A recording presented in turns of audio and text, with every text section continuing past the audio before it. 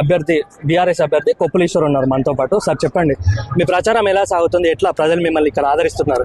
బాగుంది ప్రచారము, ప్రజల నుంచి మంచి స్పందన ఉంది. తప్పకుండా పెద్దపల్లి పార్లమెంట్ లో మాకు ప్రజల ఆశీర్వాదం చాలా గొప్పగా ఉంటుందని మేము అనుకుంటున్నాం. పెద్దపల్లిలో మీకు ఏ పార్టీ నుంచి పోటీ ఉండబోతుంది? పెద్దపల్లిలో ఈ రెండు జాతీయ పార్టీలు ఉన్నాయి. తెలంగాణ అస్తిత్వం కోసమే, తెలంగాణ రాష్ట్ర సాధన కోసమే మరి పుట్టినటువంటి పార్టీ బీఆర్ఎస్ పార్టీ ఉంది.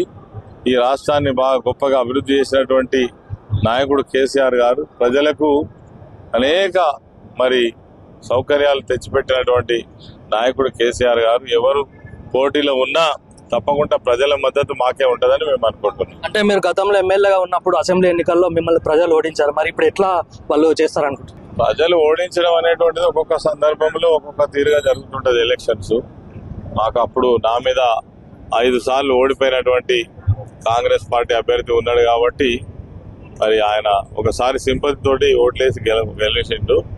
అంతే తప్ప మేము ఏదో పని చేయలేదనో లేకపోతే డెవలప్మెంట్ చేయలేదనో ప్రజలకు దూరం ఉన్నామనో కాదు. అట్లాంటి రిజల్ట్ కాదు.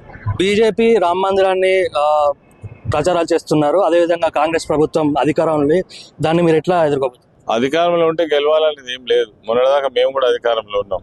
ఎమ్మెల్యేలు ఉండిరి, మంత్రులు ఉండిరి, మా వాళ్ళని అందరూ ఉండిరి. ప్రజలకు ఒకసారి మరి ప్రభుత్వం మీద ఒక అభిప్రాయం వస్తే రిజల్ట్స్ తారుమారు అవుతాయి తప్ప అధికారం ఉండకపోవడం అనేది సమస్యనే కాదు. ముస్లిం రిజర్వేషన్లు తీసేస్తున్నామని చెప్పి బీజేపీ అంటుంది, ఏదో మూర్ఖత్వం, పిచ్చితనం తప్ప ఇంకోటి కాదు. అట్లాంటి పనులే చేస్తారు, వాళ్ళకి ఇంకేం చేస్తారు. ఓకే, మొత్తంగా చూసుకున్నట్లయితే మాత్రం పెద్దపల్లి పార్లమెంట్ నియోజకవర్గంలో గెలుస్తామనే ధీమా ఉంది.